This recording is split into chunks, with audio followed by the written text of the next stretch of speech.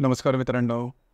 आजच्या व्हिडिओमध्ये आपण चर्चा करणार आहोत मेष राशीचं जुलै 2024 करताचं संपूर्ण राशीफळ.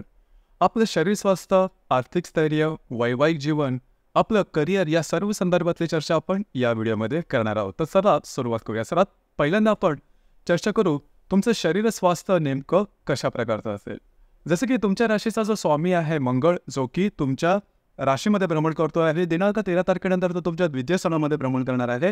आणि हेल्थसाठी सर्वात महत्त्वाचा ग्रह म्हणजे तुमच्या राशीचा बुध, जो की तुमच्या चतुर्थ स्थानामध्ये भ्रमण करतोय. दिनांक 20 तारखेनंतर हा तुमच्या पंचम स्थानामध्ये भ्रमण करणार आहे. तर एकंदरीतच सांगायचं झालं तर या संपूर्ण महिन्यात तुमचं जे शारीरिक किंवा मानसिक स्वास्थ्य आहे हे अतिशय उत्तम असणार आहे. गेल्या महिन्यामध्ये तुम्ही बघितलं असेल की तुम्ही बऱ्याच प्रमाणात ॲक्टिव्ह होता. तुमचा कॉन्फिडन्स आणि एनर्जी लेवल खूपच चांगल्या प्रकारचे दिसून येत होती. या महिन्यामध्ये सुद्धा अशाच प्रकारच्या काही गोष्टी राहणार आहेत. त्याच्यामुळे काळजी करू नका. मानसिक आणि शारीरिक स्तरावरती कुठल्याही प्रकारचे प्रॉब्लेम कॉम्प्लिकेशन तुम्हाला या महिन्यात येणार नाहीत. जो की तुमच्या राशीचा सगळ्यात मूलभूत गुणधर्म आहे तो म्हणजे एनर्जी, ऊर्जा. तर ती ऊर्जा तुम्हाला या महिन्यात निश्चितच दिसून येणार आहे. बऱ्याच प्रमाणात तुम्ही ॲक्टिव्ह असाल, त्याच्यामुळे काळजी करण्याची अजिबात आवश्यकता नाही. यानंतर आपण चर्चा करणार आहोत तुमचं आर्थिक स्थैर्य जे आहे हे नेमकं कशा प्रकारचं असेल. जसं की तुमच्या राशीचा जो धनेश आहे शुक्र, जो की तुमच्या तृतीय स्थानामध्ये भ्रमण करतोय. 7 तारखेनंतर चतुर्थात भ्रमण करेल. याचप्रमाणे जो पंचमेश आहे रवी, जो की तुमच्या तृतीयात भ्रमण करतोय. 17 तारखेनंतर तो तुमच्या चतुर्थात भ्रमण करेल. याचप्रमाणे जो अष्टमेश मंगळ आपण आत्ताच पाहिल्याप्रमाणे तुमच्याच राशीमध्ये भ्रमण करतोय. 13 तारखेनंतर तुमच्या द्वितीयात भ्रमण करेल. आणि जो शनी आहे हा शनी लाभ स्थानामध्ये वक्री असणार आहे. त्यामुळे आर्थिक स्थितीच्या बाबतीत अजिबात काळजी करू नका. आर्थिक स्थैर्य तुमचं अतिशय उत्तम राहील, व्यवस्थित राहील. काळजी करू नका. फक्त एकच गोष्ट तिकडे लक्ष देणं गरजेचं आहे. साधारण 14-15 तारखेनंतरचा जो कालावधी आहे त्यामध्ये थोडीशी काळजी घ्या. काळजी या अर्थाने की तुम्हाला आर्थिक आवक तर चांगली आहे, मात्र तुमचे जे स्पेंडिंग्स असतील, खर्च असेल, त्यावरती लक्ष ठेवणं गरजेचं राहील. कारण तुमची जी रास आहे खर्च करणारी नंबर 1 ची रास म्हणायला अजिबात हरकत नाही. कारण एखादी गोष्ट आवडली तर मागचा पुढचा विचार न करता तुम्ही ते खरेदी करता. म्हणजे ती वस्तू आपल्याला आयुष्यभर उपयोगी येणार आहे किंवा त्याचं मूल्य आणि त्याची उपयोगिता किती आहे हे सहसा पाहिलं जात नाही. पसंत पडली मग आपण घ्यायचे. म्हणजे आधी कृती मग विचार हा जो तुमचा गुणधर्म आहे हा जवळजवळ प्रत्येक बाबतीत दिसून येतो. तर या महिन्यामध्ये थोडंसं या संदर्भात आवडतं घेणं गरजेचं आहे. त्याच्यावरती थोडंसं व्यसन टाकणं गरजेचं आहे. कारण या महिन्यामध्ये 14-15 तारखेनंतर खर्च हे तुमचे थोडेसे जास्त होतील. जर तुम्ही शेअर मार्केटमध्ये ट्रेड करत असाल तर काही चांगले फायदे तुम्हाला शॉर्ट टर्ममध्ये सुद्धा येऊ शकतील. तर एकंदरीतच सांगायचं झालं या महिन्यात जे आर्थिक स्थैर्य आहे ते व्यवस्थित राहील. फक्त जे तुमचं कार्यक्षेत्र असेल, जर का कुठला तुम्ही बिझनेस करत असाल किंवा नोकरी करत असाल तर थोडंसं वाटेल की आपण काम जास्त करून घेतलं आहे जात आहे, पण त्या प्रमाणात आपल्याला मोबदला मिळत नाही. परंतु तशी काय काळजी करू नका. या महिन्यामध्ये बऱ्याचशा गोष्टी या तुमच्या अपेक्षेप्रमाणे जातील. आर्थिक संदर्भात फार मोठे त्रास, प्रॉब्लेम येणार नाहीत. यानंतर आपण गृहसौख्याबद्दल विचार करू. तुमचं गृहसौख्य नेमकं कशा प्रकारचं असेल. जसं की तुमच्या चतुर्थ स्थानामध्ये रवी येणार आहे दिनांक 17 तारखेला. याचप्रमाणे जो शुक्र आहे हा सुद्धा दिनांक 7 तारखेनंतर तुमच्या चतुर्थात येणार आहे. आणि जो बुध आहे हा बुध जवळजवळ 20 तारखेनंतर तुमच्या पंचम स्थानामध्ये येणार आहे. काळजी करू नका. घरातल्या व्यक्तींबरोबरचे नातेसंबंध सुमधुर अशा प्रकारचे दिसून येतील. काहीही प्रॉब्लेम येणार नाही. याचप्रमाणे घरामध्ये काही नवीन चीज वस्तू सुद्धा खरेदी करण्याचा संदर्भ येईल. जर का तुम्हाला काही नवीन वस्तू घ्यायची असेल हा महिना अतिशय चांगला राहील. याचप्रमाणे घराच्या संदर्भातले काही नवीन खरेदी विक्री करायची असेल आणि घरामध्ये काय रिनोव्हेट करायचं असेल, वास्तूच्या संदर्भातले काय उपाय करायचे असेल, या संपूर्ण महिना हा तुमच्यासाठी अतिशय शुभफलदायी असाच असणार आहे. यानंतर आपण चर्चा करू लव्ह लाईफबद्दल. म्हणजे तुमचं लव्ह लाईफ किंवा रिलेशनशिप नेमकं कशा प्रकारचं असेल.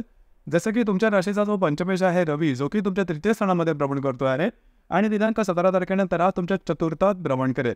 जर तुम्ही तुमच्या रिलेशनशिपमध्ये असाल, दोघांमधील असेल संबंध अतिशय सुमधुर अशा प्रकारचे दिसून येतील. तुमच्या रिलेशनशिपमध्ये असणाऱ्या व्यक्तीबरोबर बाहेर फिरून जाण्याचा योग सुद्धा संभवतो. इथे एकच गोष्ट थोडी महत्त्वाची आहे, ती म्हणजे तुमच्या लाभ असताना जो वक्री शनी आहे त्याची सप्तम दृष्टी तुमच्या पंचमावर येते आहे. आणि द्वितीयातला जो मंगळ दिनांक 13 तारखेनंतर येणार आहे त्याची सुद्धा चतुर्थ दृष्टी तुमच्या पंचम स्थानामध्ये येणार आहे. तर साधारण 15-16 तारखेनंतर जर तुम्ही तुमच्या रिलेशनशिपमध्ये असाल त्याच्यावर थोडेसे वादविवाद होऊ शकतील किंवा छोट्या मोठ्या गोष्टी तुमचे जे नातेसंबंध हे ताणले जातील. अर्थात तुम्हाला ही गोष्ट काही नवीन नाही, कारण वादविवादावर थोडंसं वार वाजणं ही गोष्ट तुमच्यासाठी तसं म्हटलं तर कॉमन आहे. परंतु या मनात थोडीशी त्या संदर्भात काळजी घेणं गरजेचं राहील. याचप्रमाणे ज्या गर्भधारणा ज्यांनी केलेली आहे, म्हणजे ज्या गर्भार महिला आहेत मेष राशीच्या, त्यांनी स्वतःच्या आरोग्याकडे थोडंसं लक्ष देणं गरजेचं राहील. थोडंसं आरोग्याच्या संदर्भातले त्रास साधारण 16-17 तारखेनंतर जाणवू शकतील. लक्ष द्या. याचप्रमाणे जे विद्यार्थी वर्ग त्याच्यासाठी हा कालावधी चांगला राहील. काहीही काळजी करू नका. यानंतर आपण चर्चा करणार आहोत वैवाहिक जीवनाबद्दल. साधारणतः तुमच्या राशीचा जो सप्तमेश आहे शुक्र, जो की तुमच्या तृतीय भ्रमण करतोय 7 तारखेनंतर चतुर्थात भ्रमण करेल. तिथे 2-3 गोष्टी तिथे लक्षात येणं गरजेचं राहील. तुम्ही जर विवाहित असाल तर वैवाहिक जोडीदारावरचे नातेसंबंध अतिशय उत्तम राहतील. वैवाहिक जोडीदारामुळे बाहेर केला जाण्याचा योग सुद्धा संभवतो. मात्र जो मंगळ तुमच्या 13 तारखेनंतर द्वितीयात येणार आहे, त्यामुळे थोडंसं वैवाहिक जोडीदार आहे त्यांच्या आरोग्याकडे लक्ष देणं गरजेचं आहे. मंगळ हर्षाची युती सुद्धा तुमच्या द्वितीयात होणार आहे, म्हणजे सप्तमातून अष्टमामध्ये.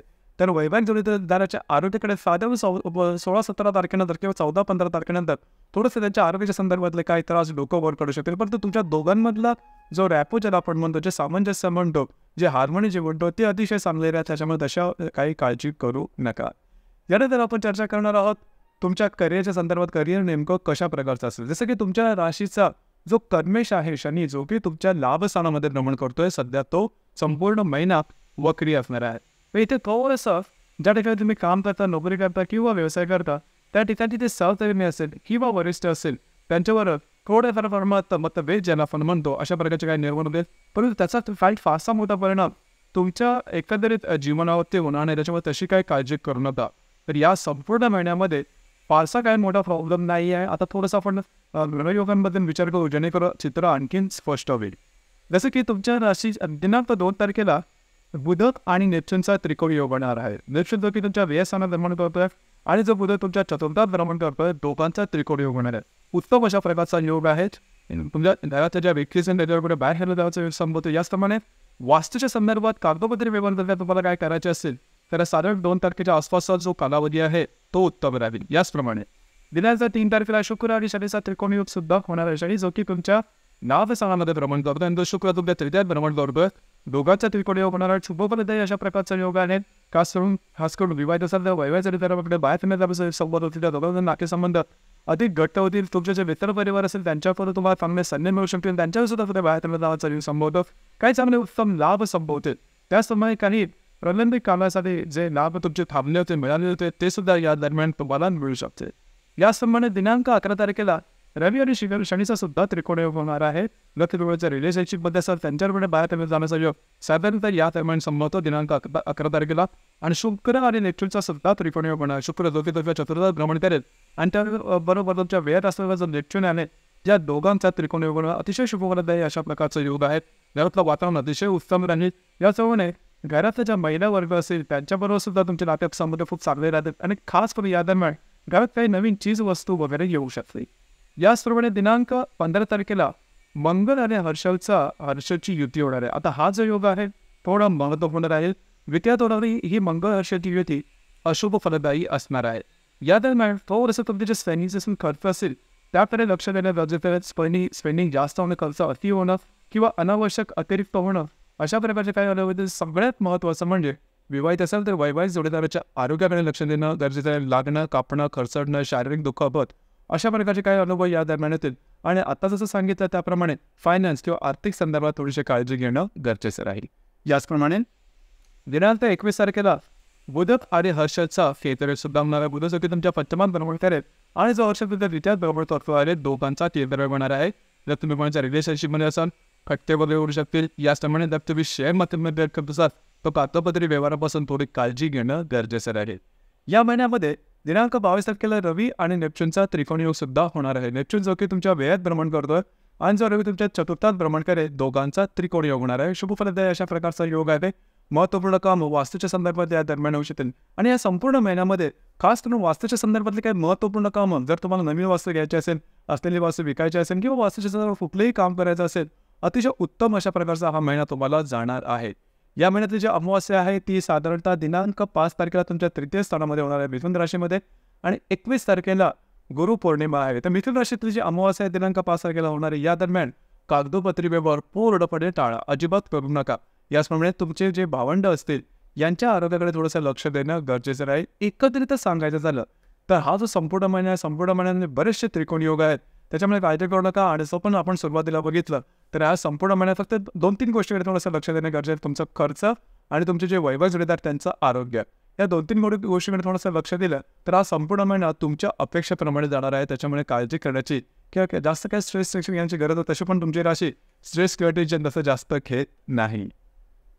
तर मित्रांनो, हे होतं मेष राशीचा जुलै 2024 करताचा संपूर्ण राशीफळ आपल्याला हे राशीफळ कसं वाटलं खाली कमेंट बॉक्समध्ये नक्की कमेंट करा. धन्यवाद.